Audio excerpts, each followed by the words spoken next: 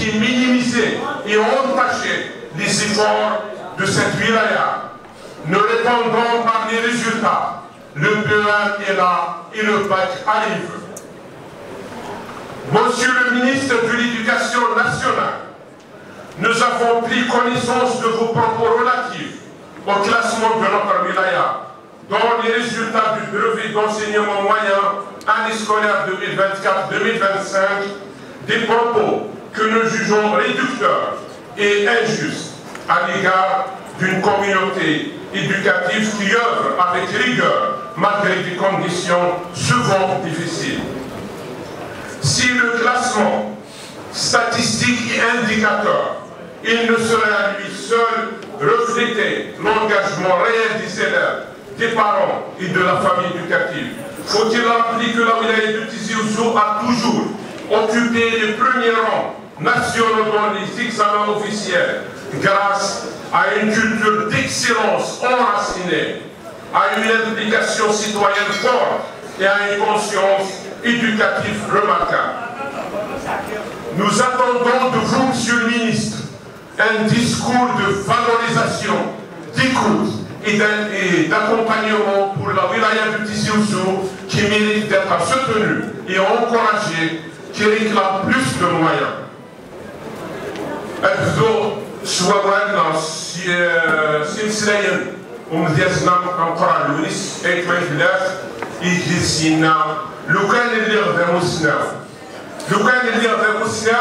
هذا السكسر يقسم يوين يترونزون لاياس اعتبارا دسيرم كل ولاد يويلاس ان دايليس يقسحن يلمس لا يقبلاس تفرو اسال غوالي لقن اثيد يهضر دسفرو اذرا تيرد وقمان يمكول تجرد تفسو دي تموت ادي يزرع لامان مكولش دار تفرو لمر اللي غدا مسنا. Mesdames et messieurs, ce classement nous honore, mais il est obligé, ou bien nous sommes obligés à continuer d'investir dans l'école, à défendre les conditions de travail et d'enseignement pour nos élèves et la famille de l'éducation, qui méritent beaucoup plus de moyens pour que nous leur exigeons des bons résultats. Le secteur de l'éducation à Tizi Ouzou fait face à plusieurs défis structurels et organisationnels.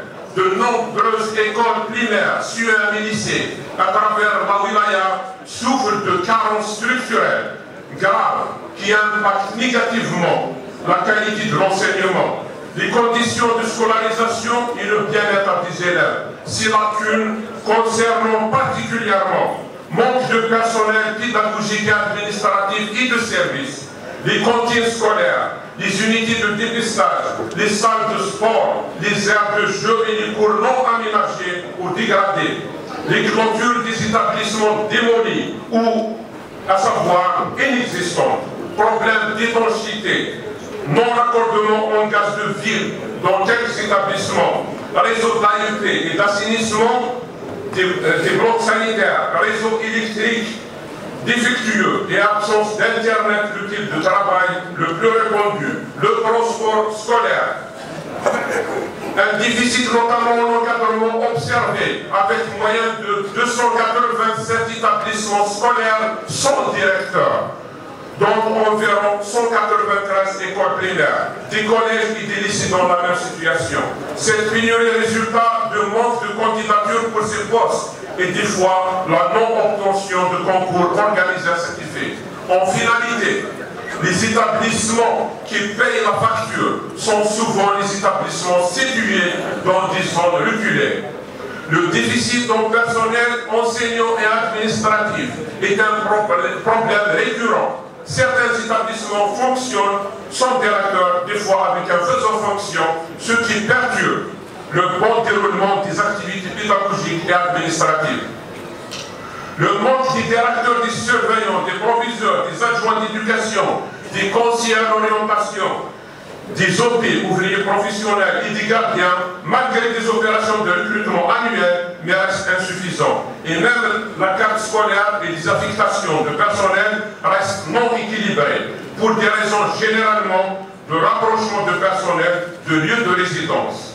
Malgré que le recrutement se fait avec un classement par commune, mais ce phénomène reste toujours, laissant ainsi des établissements dépourvus de personnel, nuisant au bon fonctionnement de ces derniers. Des établissements sans gardiens, exposant la vie de nos enfants au danger. Insuffisance des équipements, des infrastructures et dégradation de l'existant. Des établissements scolaires sont laissés à l'abandon. Des élèves étudiant dans des classes délabrées et surchargées, faute d'expansion promise, non réalisée à ce jour. D'autres jouent dans des cours à fort risque, sans la moindre aire de jeu ou d'équipement sportif. À titre d'exemple, sur un Babouche en face de la Wilaya, Hamilton, Lotfi et j'en passe. Je cite les établissements de centre-ville de la Wilaya pour dire que, pire encore, dans les zones reculées. Pendant ce temps-là, de nouvelles écoles bénéficient d'aménagements modernes. On est content d'avoir ces nouvelles infrastructures qui répondent aux normes. Mais ce décalage est flagrant, inacceptable et contraire au principe de justice territoriale. Pour cela, nous demandons un programme de remise à niveau des autres établissements, notamment les CEM et lycées, puisque le cycle primaire a bénéficié d'une opération de remise à niveau, malgré qu'il y ait toujours un manque dans beaucoup d'écoles primaires. Le problème ne s'arrête pas là. Le chauffage est absent ou défaillant dans des dizaines d'établissements, exposant nos enfants au froid glacial en hiver. Citons en exemple toujours le CEM de Rétachor dans la commune d'Ardé, perché au pied de montagne à ce jour. Il n'est pas raccordé au gaz de ville, malgré que le gaz est passé juste à côté. Nous attirons aujourd'hui l'attention de cette auguste assemblée sur un phénomène alarmant qui freine le développement éducatif de notre wilaya. L'abandon et la non-exploitation de plusieurs infrastructures scolaires, pourtant financées par le budget public. Plusieurs infrastructures éducatives, écoles primaires, CEM, blocs administratifs, cantines ou internats sont abandonnés à l'arrêt ou jamais mis en service, bien qu'ayant été inscrits dans le programme public.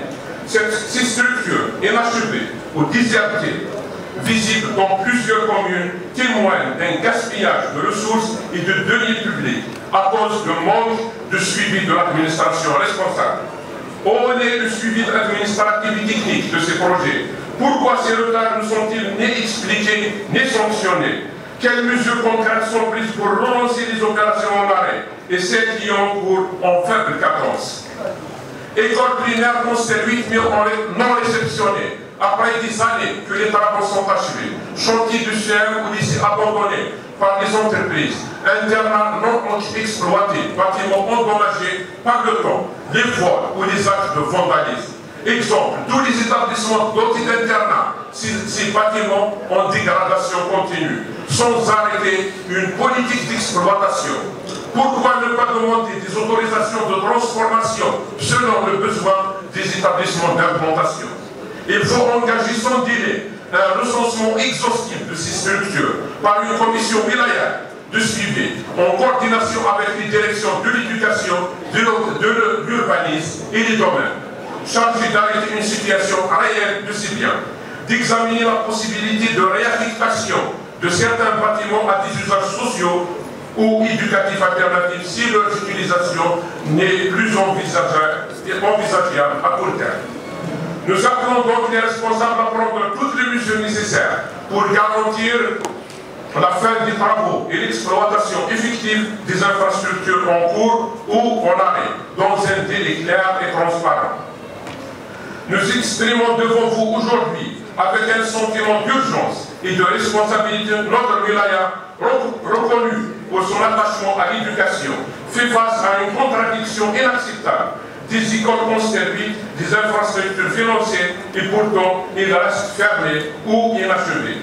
Deux primaires au niveau de pôle d'excellence, l'une construction obligée qui a subi des actes de sabotage et de vol et d'autres constructions ADN sans clôture non achevées. À qui incombe la responsabilité? Nous avons Nous savons que plusieurs facteurs expliquent ces retards. Lenteur administrative, négligence, parfois défaillance des entreprises, manque de ressources financières. Mais aujourd'hui, il est temps de mettre fin à ces retards et blocages. Il n'est pas toléré de tourner le dos à ces agissements. Nous demandons un suivi rigoureux, des mesures concrètes et surtout une clarté totale vis-à-vis des citoyens. Nous ne pouvons plus tolérer ces abandons qui nourrissent l'inquiétude et fragilisent notre système éducatif. Non à l'implantation des équipements publics selon la disponibilité des assiettes. Cela doit se faire selon le critère de densité démographique et le besoin exprimé en respectant l'équilibre régional. Le non-respect de ces critères a engendré des surcharges enregistrées dans des établissements, au moment où des groupes scolaires réalisés achevés non mis en service suite à la mauvaise implantation, ou bien le besoin n'est pas exprimé, ça ne reste pas pour l'instant. Absence des UDS dans plusieurs CEM et lycées, cela empêche un suivi médical et psychologique régulier des élèves, notamment en zone rurale. Les salles de sport, très peu d'établissements disposent d'installations sportives couvertes. L'éducation physique se fait souvent à l'extérieur, dans des espaces inadaptés et dans des cours non aménagés, sans revêtement. À l'occasion, je rends hommage à la Ligue des sports scolaires qui fait un travail remarquable, malgré l'insuffisance des moyens, et réalise de bons résultats au niveau national. On trouve pas les mots pour exposer des situations hors de commun. Un directeur d'établissement qui s'oppose à l'implantation d'une unité de dépistage et de suivi scolaire, l'UDS, et ce que ça relève de ses prérogatives. Des entreprises qui n'arrivent pas à construire 4 classes en extension. Exemple, les Citizen Center, Wadia, même aussi au lycée Wadia, en chantier continu. Depuis des années, 4 logements en état d'abandon au CEM Citizen Center toujours. CEM peut-être mais qui patine depuis plusieurs années. Un projet de réalisation d'une école primaire annulé à cause de présence d'une casemate de Moudjahidi sur ce site. Qui est le responsable de cette situation? De nombreux établissements souffrent d'un manque d'équipements pédagogiques de base, des laboratoires, les salles spécialisées d'informatique, des fois des tables et des chaises. Par exemple, le lycée des Ouadia, des élèves ont été prévus de cours pendant une semaine en raison de l'absence des chaises. Cette situation enregistrée au début de l'année scolaire 2024-2025. Les retards dans la réalisation des équipements publics, plusieurs projets de construction des établissements inscrits depuis des années restent inachevés en raison des restrictions budgétaires. Certaines infrastructures vétustes et non sécurisées, au CEM à Smaï, des parents ont protesté contre l'état délabré des installations, notamment des murs de clôture menaçant de s'effondrer, mettant en danger la sécurité de leurs enfants. Je reviens sur le CEM Babouche, en face même du siège de la wilaya. Je vous invite, M. Louali, à rendre visite pour quelques établissements scolaires et sans quitter même le chef-lieu de la commune de Tizi Ouzou. CEM Babouche, des logements d'astreinte réformés par un pilier de réforme de ces lieux, attend une opération de démolition. Apparemment, on attend une démolition naturelle qui va causer ainsi des dégâts même à la voie publique. Hellich, Karkaj aussi, un projet d'une cantine scolaire non lancé à ce jour pour cause de lieu d'implantation de cette cantine au niveau de Suède. Jusqu'à quand ces arguments? Loterie, des espaces pédagogiques transformés en lieu de résidence. Et la projection peut se faire sur d'autres structures de l'éducation à travers les autres communes, à l'instar de CMC Abdallah, Jmanzari, un bloc pédagogique de plusieurs salles de cours réformés suite à un glissement de terrain posé par l'implantation d'une promotion immobilière juste à côté, endommageant même la cour de l'établissement. Des blocs d'internat à l'abandon des établissements entiers. À l'occasion, je reviens sur le lycée Ahmed, mis à la disposition de l'université Mouloud Mamri, laissé à l'abandon sans qu'il soit restitué par la direction de l'éducation après que l'université a cessé d'exercer dedans. À côté du siège de la direction de l'éducation, il a fait objet de plusieurs utilisations, des actes de sabotage et de vol. Et il est temps de le prendre en charge et d'inscrire une opération de réhabilitation de cet établissement pour une utilité publique. Par exemple, créer un centre de loisirs pour le personnel de l'éducation, un centre d'examen et de formation, au lieu que le personnel de la Wilaya de Tizi Ouzou se déplace jusqu'à la Wilaya de Blida pour des formations préalables à la promotion ou des examens professionnels. Créer un centre de correction des examens officiels digne de nom avec toutes les commodités et moyens nécessaires. Juste à côté, un centre d'orientation scolaire qui ne dispose plus de moyens nécessaires pour l'accomplissement des tâches qui lui sont assignées. Ni réseau d'électricité digne, ni Internet, ni réseau d'eau potable sont équipements adéquats. Monsieur le Wali, des biens de l'État, soit propriété du secteur de l'éducation ou bien des domaines publics, sont squattés, sont bougés le petit doigt. Qui va protéger ces biens?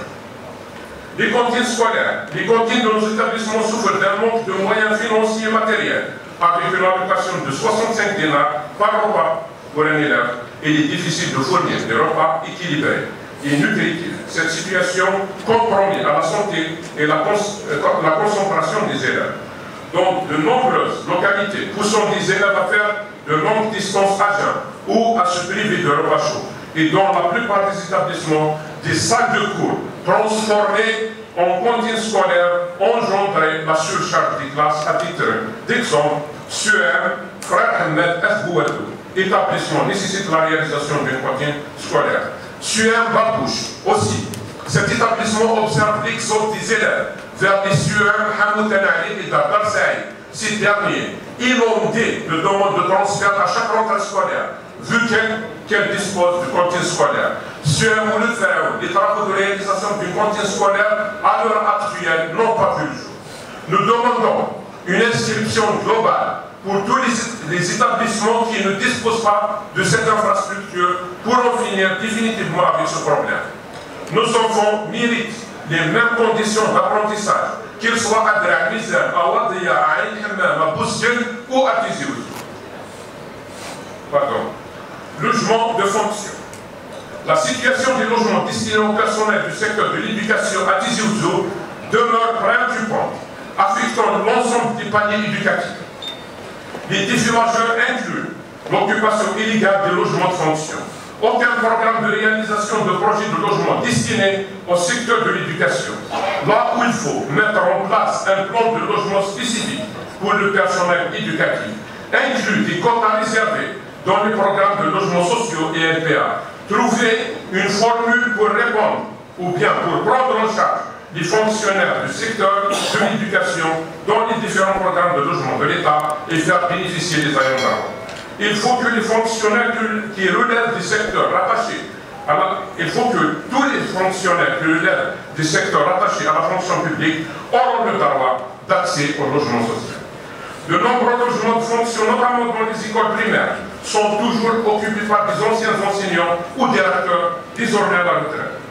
Cette situation entrave l'accès au logement pour les jeunes enseignants nouvellement affectés, particulièrement dans les zones rurales. Quelques apicés ont exprimé leur volonté de récupérer ces logements pour les attribuer aux enseignants en poste.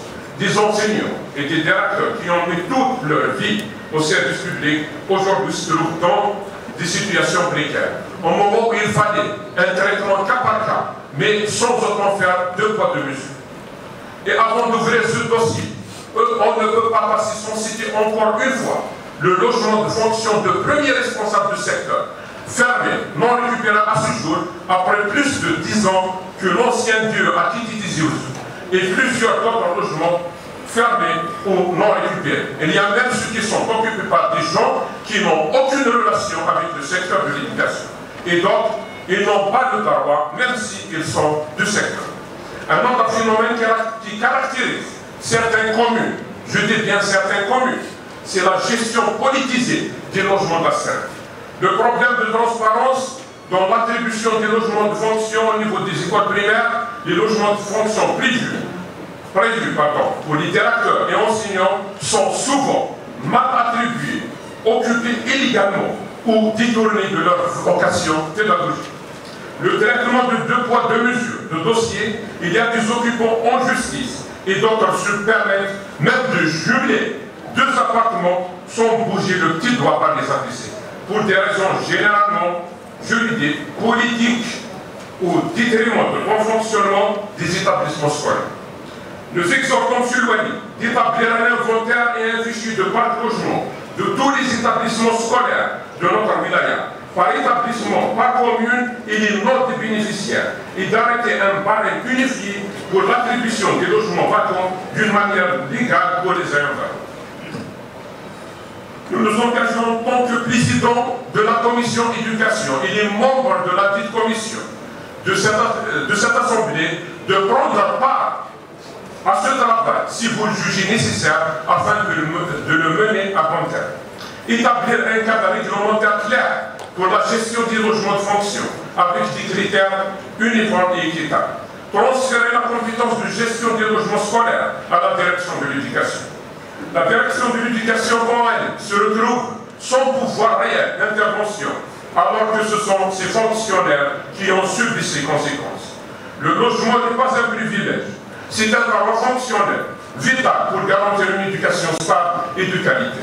Je le dis clairement, il est temps de mettre fin à ce désordre, assez de silence, assez de complaisance. Il est temps d'agir avec courage et responsabilité.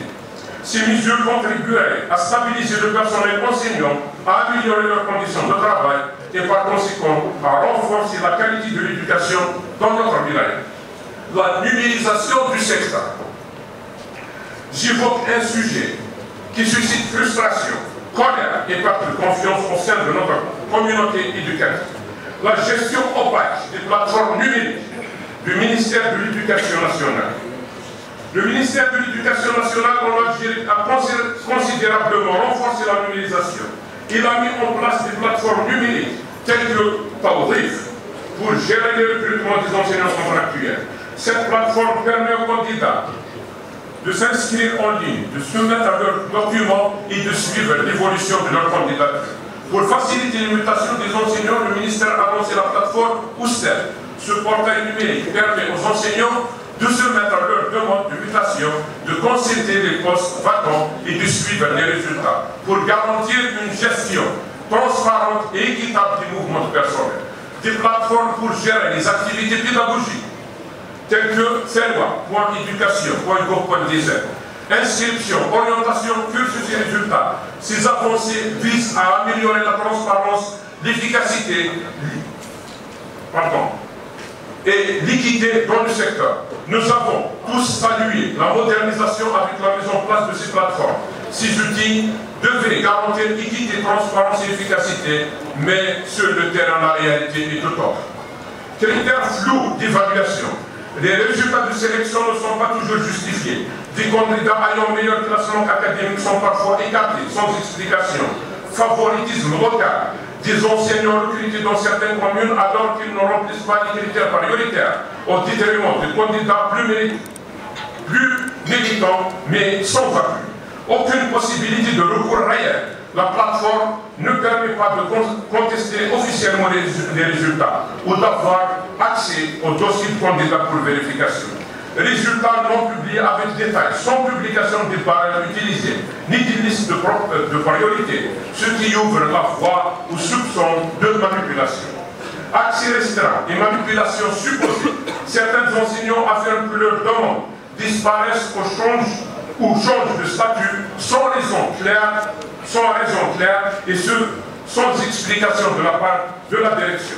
Manque de coordination avec les directions locales. Les services de la DRH de l'éducation n'interviennent pas toujours équitablement ou ne répondent pas aux réclamations. Je peux citer même des cas de nos enfants non inscrits sur la plateforme. Il a fallu une dérogation exceptionnelle pour qu'un élève passe son examen de bac qui est de son droit absolu, consacré par la Constitution, et d'autres cas de figure non traités à ce jour. Pire encore, des cas de favoritisme local, de passe-parole et d'intervention douteuse sont signalés, discréditant complètement ces plateformes censées rétablir la justice, ce qui a engendré une perte de confiance et tension sociale face à des décisions jugées arbitraires. Nous ne pouvons pas accepter que l'outil numérique devient un instrument d'opacité. La technologie n'est utile que si elle est au service de la transparence. Il est de notre devoir de rétablir la confiance, de garantir un traitement juste basé sur le mérite et non sur les relations. Nous devons mettre fin à la gestion de favoritisme pour certains au détriment d'autres. C'est une question d'équité, de dignité et de respect pour le personnel du secteur de l'éducation, où qu'il soit. Constat sur les conflits dans le secteur de l'éducation, les établissements scolaires, tout palier confondus, sont parfois le théâtre de tensions. Direction et enseignants, enseignants entre eux ou avec les élèves, personnel de l'établissement entre eux, syndicats et direction, parents d'élèves et direction et enseignants. Ces conflits prennent souvent la forme de désaccords sur la répartition des tâches ou des heures de travail, la gestion des absences ou des congés, les affectations ou permutations internes, les évaluations ou les observations dans les dossiers professionnels tels que prime de rendement. Manque de dialogue institutionnel et de médiation interne, promesse de résolution des problèmes non tenus et non honorés généralement par la direction, ingérence des officiers dans les écoles primaires, créant des tensions entre directeurs et employés communaux, ingérence des associations des parents d'élèves dans la gestion des établissements, même sur le plan pédagogique, multiplicité des syndicats avec des logiques concurrentielles au lieu d'unité d'action. Le climat général de stress et surcharge administrative aggravé par les plateformes numériques, mouvements, congés, notation, ainsi que l'absence de formation en gestion des conflits pour les chefs d'établissement a des conséquences graves, telles que dégradation du climat de travail, agression verbale et même physique. On a recensé des agressions physiques à l'encontre des chefs d'établissement, des fois même par leur personnel. Agressivité des enseignants envers les élèves, agressivité des parents envers les fonctionnaires de l'éducation, impact sur les élèves et leur rendement, démobilisation de personnel, manque de coordination pédagogique, prolifération des plaintes et recours contentieux en justice.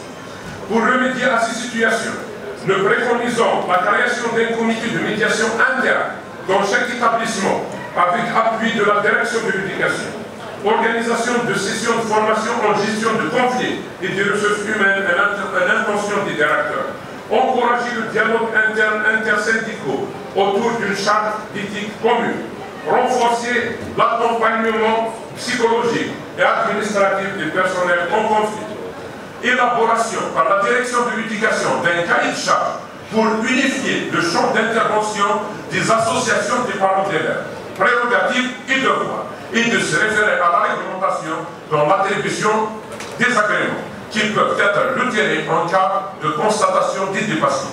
Le transport scolaire, un défi persistant. Le transport scolaire demeure l'un des problèmes les plus récurrents dans plusieurs communes de la localité Zéouzou, en particulier dans les zones rurales et montagneuses. Il constitue un maillon essentiel de l'accès à l'éducation, notamment dans notre wilaya à relief montagneux comme les Zéouzou, et le relève de la compétence des APC, mais fait face à de nombreux dysfonctionnements signalés par les citoyens, les associations des parents d'élèves, des établissements scolaires et même par les PAPC eux-mêmes. À Tizi Ouzou, de nombreuses communes, notamment dans les zones montagneuses, la couverture en matière de transport scolaire est insuffisante. Plusieurs zones rurales restent non desservies, poussant les élèves à marcher de longues distances pour rejoindre leurs écoles, exposés ainsi aux intempéries, aux risques et la fatigue, ou bien sont dans l'obligation de faire recours au transport privé. L'inégalité entre communes, là où certains disposent de plusieurs véhicules, d'autres en moins. Dégradation de parcs roulants. De nombreux véhicules sont hors service, faute d'entretien ou de budget pour les réparations. Une grande partie de parcs existants est vétuste et mal entretenus, causant des pannes fréquentes, des retards, voire des annulations de transport. Cela compromet la régularité de la scolarisation, surtout en hiver. Et là où il y a des véhicules, on est confronté à un problème de non-autorisation de recrutement des chauffeurs pour les appliquer, chose qui rend la mission difficile. D'ailleurs, on demande à M. le Wali de solliciter des dérogations pour les communes en souffrance. En plus, la gestion non prioritaire. Certains véhicules sont mobilisés pour des tâches administratives ou des sorties sans lien avec la scolarité.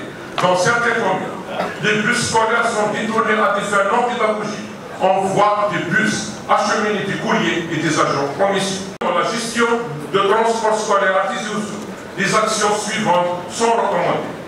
Doter les communes défavorisées de nouveaux bus et assurer une répartition équitable selon les besoins réels. Mettre en place une stratégie de maintenance régulière, recrutement et formation des chauffeurs, lancement des programmes de formation et de recrutement pour pallier au manque de personnel qualifié, amélioration des infrastructures routières, réhabilitation de routes menant aux établissements scolaires, en particulier dans les zones enclavées, créer des ateliers de mécanique intercommunale pour faciliter les réparations et minimiser les coûts. L'école ne peut remplir sa mission sans accès garanti et sécurisé. Le transport scolaire n'est pas un luxe, c'est un droit pour chaque enfant. Il ne doit pas être une variable négligée de la politique éducative. Il s'agit d'un droit fondamental et d'un facteur de réussite scolaire, une gestion rigoureuse, équitable et transparente et indispensable pour garantir ce service dans toute la wilaya. Enfin, ces problèmes soulignent la nécessité d'une intervention urgente des autorités locales et nationales pour améliorer les conditions d'enseignement dans nos écoles. Des solutions telles que l'accélération des projets d'infrastructure, dégager des enveloppes importantes pour la réhabilitation de tous les établissements en souffrance, l'augmentation du budget alloué aux cantines et au transport scolaire, renforcement de l'encadrement pédagogique. Toutes ces actions sont essentielles pour garantir une éducation de qualité aux élèves de notre wilaya. Ceux qui ne comprennent pas leur passé sont condamnés à le vivre. Il faut anticiper pour ne pas subir. De notre part, nous réitérons notre engagement indéfectible pour l'accompagnement de l'administration afin de réaliser et concrétiser notre objectif d'avoir une école modèle exemplaire, tant attendue dans notre wilaya. Restons disponibles, mobilisés pour répondre favorablement à chaque fois qu'on est sollicité pour trouver des solutions aux différentes difficultés et contraintes, en plus de notre mission de délibération, contrôle et suivi, et en dernier, ce que vous faites parle si fort que je n'entends pas ce que vous dites. Merci pour votre attention. Merci beaucoup, M. le Président.